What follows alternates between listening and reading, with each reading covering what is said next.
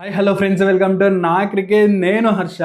Match number 56 GT versus మనం చూసుకుంటే SRH match చాలా థ్రిల్లింగ్ మ్యాచ్ జరగబోతుంది. అంటే చాలా ఇంపార్టెంట్ మ్యాచ్ అని చెప్పుకోవచ్చు.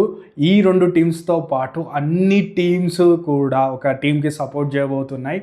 అండ్ ఆల్సో చూసుకుంటే మ్యాచ్ వచ్చేసి అహ్మదాబాద్లోని నరేంద్ర మోడీ స్టేడియంలో జరగబోతుంది. సో చూసుకుంటే మనకైతే వెదర్ ఏ విధంగా ఉంది, టాస్ ఎంత క్రూషియల్గా అవబోతుంది, జీటీ మాస్టర్ ప్లాన్ ఏమి ఇస్తుందో, మళ్ళీ అదే మాస్టర్ ప్లాన్ తోటి వచ్చి మ్యాచ్ను చేయించుకునే అవకాశం ఉంది. ఖచ్చితంగా ఎస్ఆర్హెచ్ని ఇబ్బంది పెట్టాలంటే ఇలాంటి పిచ్ మీదనే ఎస్ఆర్హెచ్ని దింపి మ్యాచ్ అయితే గెలవాలని అయితే వాళ్ళైతే చూస్తూ ఉంటారు.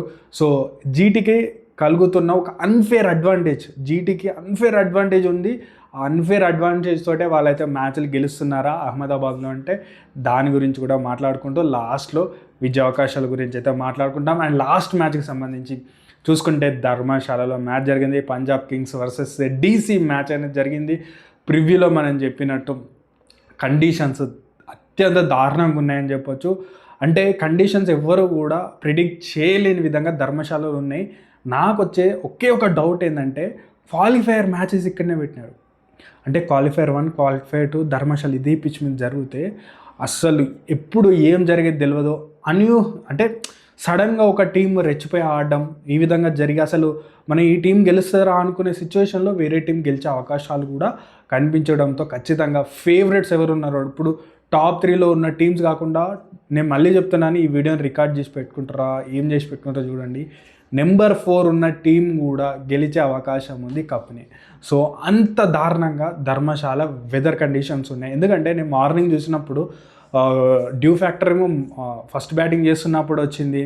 అండ్ చూసుకుంటే కొంచెం వెదర్ కండిషన్స్ క్లౌడ్ ఉన్నాయి. బట్ మ్యాచ్ సిచ్యువేషన్కి అసలు క్లౌడ్ లేదు, క్లియర్ స్కై ఉంది. అండ్ ఆల్సో చూసుకుంటే వర్షం ముందు రోజు పడింది. బట్ పిచ్ అయితే మంచి బ్యాటింగ్ పిచ్ అని చెప్పొచ్చు. అండ్ చూసుకుంటే మాత్రం పంజాబ్ కింగ్స్ అద్భుతంగా స్టార్ట్ చేసినారు. బౌలింగ్ కూడా అద్భుతంగా స్టార్ట్ చేసినారు. 10 ఓవర్స్లో దగ్గర 80 రన్స్ ఇచ్చి 4 వికెట్స్ తీసినారు. నెక్స్ట్ 54 బాల్స్లో డీసీ 130 రన్స్ చేసింది. డ్యూ ఏ విధంగా వచ్చిందంటే అసలు బాల్ పట్టుకోవడానికి కూడా వీళ్ళకి ఇబ్బందులైనాయి. అంటే ఫీల్డర్ డైవ్ వేసి ఇక్కడి నుంచి అక్కడ దాకా జారుతున్నారు. బాల్ కూడా మధ్యలో చేంజ్ చేసినారు. ఎంత హెవీ డ్యూ అంటే అంత హెవీ డ్యూ. ఫస్ట్ టైం మన క్యాలిక్యులేషన్స్ అంటే నేను డ్యూ చూసినా సరే మనకి సెకండ్ ఇన్నింగ్స్లో అంటే రావటం లేదు, ఎందుకంటే క్లౌడ్ ఉన్నాయి, కొంచెం వెదర్ కండిషన్స్. బట్ ధర్మశాలలో అయితే అసలు వెదర్ ఏ విధంగా ఉంటుందో మనకైతే అర్థం కాలేదు. సో వెదర్ ఒక ఆట ఆడుకుంటుందని ప్రివ్యూలో చెప్పినాను, అదే విధంగా ఆడుకుంది. ఏదైతే నాకు పంజాబ్ కింగ్స్ చేసిన 2 మిస్టేక్లు ఏంటంటే పంజాబ్ కింగ్స్ అంటే అక్షర్ పటేల్ క్యాచ్లు ఈజీ క్యాచ్లు అంటే లాలీపాప్ క్యాచ్లు అంటారు. అంటే చాలా సున్యాసంగా క్యాచ్లు, అప్పటికి డ్యూ ఇంకా రాలేదు హెవీగా, ఆ క్యాచ్లు మిస్ అవుట్ చేసినారు. దాని తర్వాత అక్షర్ పటేల్ కూడా రెచ్చిపోయి 200 స్ట్రైక్ రేట్తో ఆడిండు. దాని తర్వాత వాళ్ళకు ఉన్నాయి 2 వికెట్లు, అశుతోష్ అండ్ మిల్లర్. ఆ 2 వికెట్లలో వీళ్ళు ఆడిన విధ్వంసం అసలు ఇట్లాంటి మ్యాచ్లో ఒక 10 మ్యాచెస్లో 1 మ్యాచ్ అట్లా జరుగుతుంది కావచ్చు. ఎందుకంటే మీరు 4 వికెట్స్ పవర్ ప్లే కూడా చూసుకుంటే 47, డీసీ అక్కడ కేఎల్ రాహుల్ అవుట్ అయిపోయిండు, పురైల్ అవుట్ అయిపోయిండు. అసలు ఇక్కడి నుంచి మ్యాచ్ గెలవడం కష్టమైన సిచ్యువేషన్లో వికెట్లు పడుతుండే, స్టబ్స్ అవుట్ అయిపోయిండు. 10 ఓవర్స్కి అసలు రన్స్ లేని దగ్గర నుంచి సడన్గా రన్స్ స్టార్ట్ అయిపోయినాయి. 56 బాల్స్లో 130, 54 బాల్స్లో 130 కొట్టినారు. సో చూసుకుంటే మాత్రం పంజాబ్ కింగ్స్ చేసిన మిస్టేక్ అలా నాకు అనిపించింది ఒక క్యాచ్లు మిస్ అవ్వడం. ఇక వెదర్ అంటారా, మనం ఎవ్వరం కూడా ధర్మశాలలో అయితే అసలు ఆ ఒక ఆట ఆడుకుందని చెప్పొచ్చు. సో మన ప్రిడిక్షన్ అయితే చెప్పినట్టు చేజింగ్ టీమ్కి అడ్వాంటేజ్ అయింది. బట్ మన ప్రివ్యూలో కూడా చెప్పినాను, పోస్ట్ టాస్ ప్రివ్యూలో కూడా సెకండ్ బ్యాటింగ్కి బెటర్ అయ్యే అవకాశాలు ఉన్నాయని చెప్పిన. బట్ పంజాబ్ కింగ్స్ మంచి బౌలింగ్ వేసినా సరే డ్యూ అయితే మ్యాచ్ని అయితే ఓడగొట్టిందని చెప్పొచ్చు. సో ఫస్ట్ టైం ఇప్పుడు చూసుకుంటే ఐపీఎల్ సిరీస్లో dew factor first time wrong అయింది ఈ మ్యాచ్కి అని చెప్పొచ్చు. మిగతా మ్యాచ్లు ప్రతి ఒక్క మ్యాచ్లో డ్యూ గురించి మనం పర్ఫెక్ట్ అయింది, కానీ ధర్మశాలలో హై ఆల్టిట్యూడ్ మనకు కూడా క్యాలిక్యులేషన్స్ రాంగ్ అని చెప్పొచ్చు. బట్ ఈ మ్యాచ్లో ఏం జరగబోతుందో ఫస్ట్ అయితే చూద్దాం. జీటీ వర్సెస్ ఎస్ఆర్హెచ్ మ్యాచ్లో పిచ్ ఏ విధంగా ఉండబోతుంది అనిపిస్తే నాకు తెలిసి 2 రకాలు ఉండే అవకాశం ఉంది. ఎస్ఆర్హెచ్ని జీటీ ఈ మ్యాచ్లో ఓడగొట్టడానికి 2 ఆప్షన్లు ఉన్నాయి వాళ్ళకి. ఒకటి బ్లాక్ సాయిల్ పిచ్ ఇవ్వడం, అండ్ ఒకటి బ్లాక్ సాయిల్ స్లో పిచ్ ఇవ్వడం. 2 options. Black soil green tinge తోటి ఇస్తారు, వీళ్ళు పంజాబ్ కింగ్స్ మీద ఏమైనా స్ట్రాటజీ వాడిలో, అండ్ చూసుకుంటే ఆర్సీ మీద ఏదైతే స్ట్రాటజీ వాడిలో అలాంటి పిచ్ వేస్తారు. బౌలర్లకు అనుకూలించే పిచ్చు, స్వింగ్ అయ్యే పిచ్చు, ఇలాంటి పిచ్లో క్రియేట్ చేసి ఆపోజిట్ టీమ్ని బోల్తా కొట్టిస్తారు. ఒక అన్ఫేర్ అడ్వాంటేజ్ జీటీకి అనేది లభిస్తుంది. ఎందుకు అనేది నేను మాట్లాడతాను. అంటే అంటే బీసీసీఏ కంట్రోల్లో ఉంటాయంట పిచ్చెస్ కూడా, ఎలాంటి పిచ్ ఇవ్వాలి ఏంటిది అనేది బీసీసీఏ కంట్రోల్లో ఉంటుందంట. ప్రతి టీంకి క్యూరేటర్ ఉంటారు. క్యూరేటర్ కొంచెం హోమ్ అడ్వాంటేజ్కి కొంచెం సపోర్ట్ చేయడానికి ట్రై చేస్తారు, అది ఓకే. బట్ ఇక్కడ చూసుకుంటే మీకు అహ్మదాబాద్ పెద్ద స్టేడియం, చాలా పిచ్చులు ఉంటాయి ఇక్కడ, ఒక దగ్గర ఒక 10 పిచ్చెస్ ఉంటాయి. సో అందులో వాళ్ళు టోర్నమెంట్ స్టార్టింగ్ నుంచే ప్రిపరేషన్ అనేది చేసుకుంటారు. ఏ టీంకి ఎలాంటి పిచ్ చేయాలని ఏంటిది అని. నాకు తెలిసినంత వరకు ఎస్ఆర్హెచ్కి బ్లాక్ సాయిల్ డ్రై పిచ్ ఇచ్చే అవకాశం ఉంది, లేకుంటే black soil green tinge wicket ఇచ్చే అవకాశం ఉంది. గ్రీన్ టింజ్ వికెట్ ఇచ్చి బ్లాక్ సాయిల్ ఇచ్చి టాస్ జీటీ గెలవాలనుకుంటారు. టాస్ గెలిచి ఆపోజిట్ టీమ్ని పవర్ ప్లేలోనే 4-5 వికెట్లు తీయాలి, లేకుంటే 3 వికెట్లు తీయాలి. దాని తర్వాత జీటీ ఒక 160 రన్స్ని ఆరామ్సే చేజ్ డౌన్ చేయాలనుకుంటారు. ఇది అన్ఫేర్ అడ్వాంటేజే కదా. మీరు లాస్ట్ మ్యాచ్లో చూడండి, పంజాబ్ కింగ్స్ మీద అదే, ఆర్సీబీ మీద అదే. సో ఈ విధమైన టాక్టిక్స్ వాడడం అనేది జీటీ అయితే చేస్తుందని చెప్పొచ్చు. సో ఇది అన్ఫేర్ అడ్వాంటేజ్ అని నేనంట. అండ్ జీటీ అంటే కొంతమంది, నేను ప్రివ్యూలో చెప్పేటప్పుడు కొంచెం కోపం ఉన్నట్టు అనిపిస్తుంది, లేదంటే ఫేవర్గా వేరే టీం మాట్లాడుతున్నానంటే ఒక అన్ఫేర్ అడ్వాంటేజ్ని వాళ్ళైతే తీసుకోవడంతో, నాకైతే క్రికెట్ అనేది బ్యాలెన్స్ ఉండాలి. సరే మీ బౌలర్లకు అనుకూలి అలాంటి గ్రీన్ టింజ్ వికెట్ ఇచ్చేది ప్లేయర్లు, అంటే ఆపోజిట్ టీంకి గ్రీన్ టింజ్ వికెట్ ఇచ్చి టాస్ చేసి మేము మంచి మా బౌలింగ్ బాగా స్ట్రాంగ్ ఉంది కాబట్టి అసలు వాళ్ళు 100కి ఆల్అవుట్ కావాలనే టాక్టిక్ అనేది అసలు అన్ఫేర్ అడ్వాంటేజ్ కాకపోతే ఏదన్నట్టు. వేరే టీమ్స్కి కూడా అలాంటి పిచ్లు ఉంటాయి, ఫేవర్ ఉంటాయని కూడా కొంతమంది అనొచ్చు. బట్ మీరు చూసుకుంటే వేరే స్టేడియంలు, అహ్మదాబాద్ అంత పెద్ద స్టేడియంలు కావు, చిన్న స్టేడియంలు. సో చూసుకుంటే వాళ్ళ దగ్గర మ్యాక్స్ టు మ్యాక్స్ 4-5 పిచ్చెస్ ఉంటాయి, మ్యాక్స్ బ్యాటింగ్ పిచ్లు ఉండడానికి అవకాశాలు ఉంటాయి. ఈ విధమైన బౌలింగ్, గ్రీన్ టింజ్ వికెట్లు ఇవ్వడాలు, నాకు తెలిసి ఈ 2 ఆప్షన్లు కాకుండా వేరే ఏ ఆప్షన్ ఇచ్చే అవకాశాలు అయితే లేదు. సో జీటీ అయితే అదే చేస్తుంది. సో అన్ఫేర్గా మ్యాచ్ని అయితే గెలవాలనుకుంటారు. ఇది నా ఒపీనియన్. ఎవరైనా అంగీకరించవచ్చు, అంగీకరించకపోవచ్చు. అండ్ నెక్స్ట్ ఆప్షన్కి వచ్చేసరికి వెదర్ ఏం చూపిస్తుంది అంటే, మనకైతే కొంచెం క్లౌడీ ఉంది కాబట్టి డ్యూ ఫ్యాక్టర్ అయితే అస్సలు రావడం లేదు. సో ఇది కూడా జీటీకి అడ్వాంటేజ్ అయ్యే అవకాశం ఉంది. ఒకవేళ బ్యాటింగ్ చేస్తే ఖచ్చితంగా, ఒకవేళ టాస్ చాలా కీలకంగా మారుతా అంటున్నా కదా.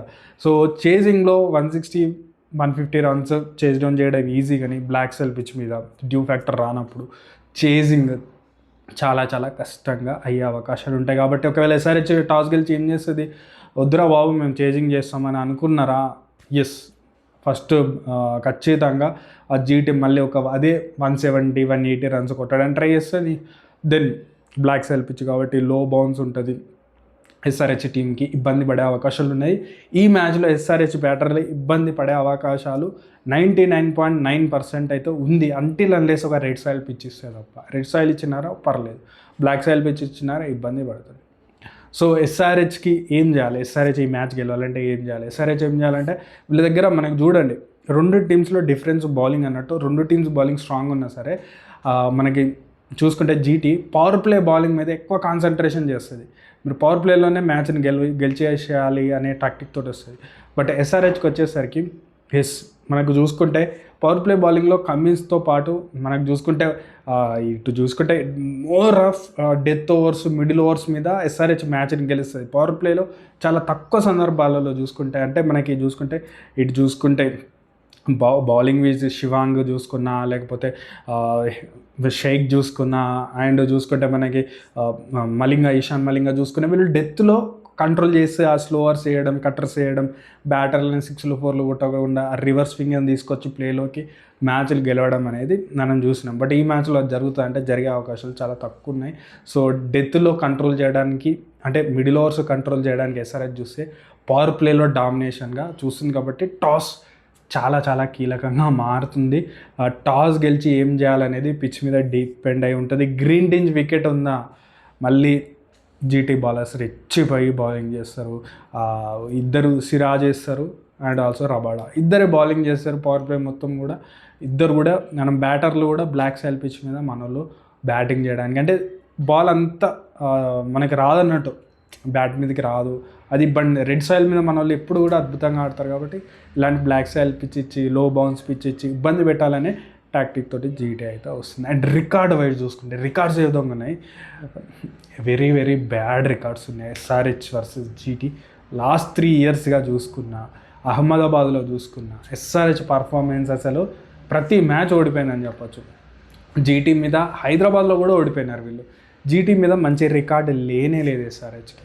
సో చాలా వీళ్ళు 160 కొట్టి చేజ్ డౌన్ చేసినవనే జీటీ ఒకవేళ 200+ కొట్టి ఆ మ్యాచ్ని డిఫెండ్ చేసుకునే సందర్భాలు ఉండడం. అండ్ ఆల్సో చూసుకుంటే రషీద్ ఖాన్ ఎస్పెషల్లీ లాస్ట్ మ్యాచ్లో ఫామ్లోకి రావడం వాళ్ళకి పెద్ద పాజిటివ్ అని చెప్పొచ్చు. సో ఎస్ఆర్హెచ్ని బోల్తా కొట్టేయడానికే రషీద్ ఖాన్ కూడా వస్తాడు, ఎందుకంటే పాత పగలు ఉన్నాయి కదా ఎస్ఆర్హెచ్ మీద రషీద్ ఖాన్కి. సో తను కూడా తన ట్రీట్మెంట్ ఇవ్వడానికి అయితే మ్యాచ్లోకి దిగబోతున్నాడు. బట్ టాస్ పిచ్ చాలా క్రూషియల్గా మారబోతున్నాయి. ప్లేయింగ్ 11 విషయానికి వస్తే 2 టీమ్స్ కూడా ఇలాంటి ప్లేయింగ్ 11లో చేంజెస్ చేసుకోవాలంటే పిచ్కి తగ్గట్టు చేంజ్ చేసుకురావాలి.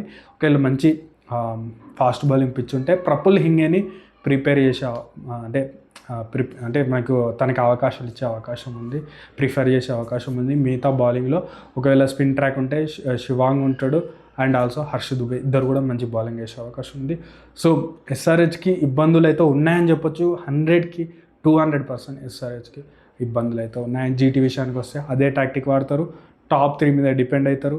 బౌలింగ్ చూసుకుంటే గ్రీన్ టీన్స్ వికెట్ ఇవ్వడం, లేకుంటే బ్లాక్ సెల్ పిచ్ ఇచ్చి ఇబ్బంది పెట్టాలనే టాక్టిక్ తోటి జీటీ అయితే వచ్చే అవకాశాలు అయితే ఉన్నాయి. బట్ పిచ్ కానీ వెదర్ అయితే మనకు క్లియర్ కట్ క్లారిటీ అయితే ఉంది, డ్యూ వచ్చే అవకాశాలు లేదు. బట్ పిచ్ విషయానికి వస్తే మాత్రం ఒకవేళ రెడ్ సాయిల్ పిచ్ ఇచ్చిన మళ్ళీ ఎస్ఆర్హెచ్ వచ్చే అవకాశం ఉంది. చాలా టఫ్ మ్యాచ్ అని చెప్పవచ్చు. నాకైతే ఈ మ్యాచ్లో ఫస్ట్ బ్యాటింగ్ ఎవరు చేస్తారో వాళ్ళే విజయావకాశాలు చాలా ఎక్కువ ఉన్నాయని అయితే నాకైతే అనిపిస్తుంది. అంటిల్ అన్లెస్ ఒక గ్రీన్ టింజ్ వికెట్ ఇవ్వకపోతే, లేకుంటే డ్యూ ఫ్యాక్టర్ రావట్లేదు. నాకు తెలిసి బ్లాక్ సెల్ పిచ్ ఇస్తారు, దాంట్లో ఎలాంటి డౌట్ లేదు. నాకైతే డ్యూ ఫ్యాక్టర్ రాకపోవడం, సెకండ్ ఎప్పుడైతే మనకి బ్లాక్ సెల్ పిచ్ ఇచ్చి డ్యూ రాలేదనుకో అండ్ మ్యాచ్లు చాలా జరిగినాయి కాబట్టి సెకండ్ బ్యాటింగ్కి అంత ఇబ్బందికరంగా చాలా ఇబ్బందికరంగా ఉంటుంది. కాబట్టి నాకైతే ఈ మ్యాచ్లో ఫస్ట్ బ్యాటింగ్ చేసిన టీమే గెలుస్తుంది అనుకుంటున్నాను. సో అది ఎస్ఆర్హెచ్ బ్యాటింగ్ చేసిన, జీటీ బ్యాటింగ్ చేసిన మ్యాచ్ అయితే ఫస్ట్ బ్యాటింగ్ చేసే టీంకే విజయ అవకాశాలు ఎక్కువనే, అంటిల్ అన్లెస్ ఒక గ్రీన్ టీ వికెట్ వేసి. సో ఇప్పటికైతే ఇది అనాలిసిస్. అండ్ మళ్ళీ చెప్తున్నా, మనం ఎలాంటి బెట్టింగ్ యాప్స్ని ఎంకరేజ్ చేయము. పోస్ట్ టాస్ అనాలిసిస్ కూడా ఛానల్లోనే వస్తుంది, యూట్యూబ్ ఛానల్లో పోస్ట్ అయితే పెడతాను. మీరు అక్కడ వెళ్ళి ఇన్ఫర్మేషన్ అనేది పోస్ట్ టాస్ తర్వాత మనకి క్లియర్ కట్ ఇన్ఫర్మేషన్స్ ఉంటాయి కాబట్టి సో పోస్ట్ టాస్ అనాలిసిస్ ఇవ్వడానికి అయితే ట్రై చేస్తాను. సో మళ్ళీ చెప్తున్నాను, క్రికెట్ని చూడండి, వీడియోలు చూడండి, ఎంజాయ్ చేయండి నేనైతే అనుకుంటున్నాను. అండ్ ఆల్సో ప్రివ్యూ ఏ విధంగా అనిపించింది, జీటీ అన్ఫేర్ అడ్వాంటేజ్ చేస్తుందా లేదా, అన్ని టీమ్స్ కూడా ఈ మ్యాచ్ అయితే వాచ్ చేస్తున్నాయి. ఎందుకంటే జీటీ ఓడిపోవాలని అన్ని టీమ్స్ అనుకుంటాయి, ఎందుకంటే ఆల్రెడీ ఎస్ఆర్హెచ్ టాప్లో ఉంది కాబట్టి టాప్ ఆఫ్ ది టేబుల్ వెళ్ళి నేను పర్లేదు. కానీ మిగతా టీమ్స్ అన్నిటికి కూడా జీటీ ఓడిపోతే వాళ్ళకి ఒక ఎక్స్ట్రా అడ్వాంటేజ్ ఉంటుంది. ఒక మ్యాచ్ తక్కువ గెలిచినా వాళ్ళకి ప్లే ఆఫ్ రేస్లో ఉండే అవకాశాలు ఉంది. కాబట్టి జీటీ ఈ మ్యాచ్ని ఓడిపోవాలని అన్ని టీం కూడా ఎస్ఆర్హెచ్కి సపోర్ట్ అయితే చేయబోతున్నాయి అయితే నాకైతే అనిపిస్తుంది. సో ఇది వీడియో నచ్చితే కానీ ఖచ్చితంగా లైక్, షేర్, సబ్స్క్రైబ్తో పాటు జీటీ ఈ మ్యాచ్ గెలుస్తుందా లేదా కామెంట్ సెక్షన్లో తెలియజేయండి. Thank you.